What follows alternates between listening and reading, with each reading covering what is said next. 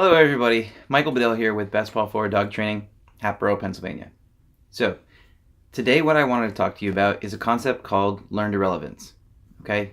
And this is something that I think we, just as general and people, we struggle with every day, right? With people and with dogs and whatever it is we're interacting with.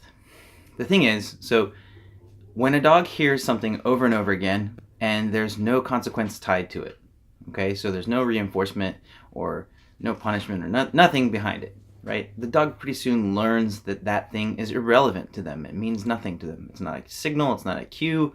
There's nothing for them to do about it other than just ignore it. Okay, so how do we struggle with this with our dogs? Well, we do it like this. Sit, sit, sit, sit, sit, sit.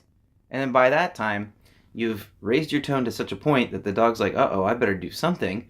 And now you've put this physical pressure on them, and then they immediately start peeling back because that relieves the pressure, and then they sit. And so we accidentally believe that they know the word sit because they did it. But in actuality, it was our tone, which put them into their startle response and kind of pushes them toward that flight response. And then we used our physical pressure, which made them want to get space back, and then they sit.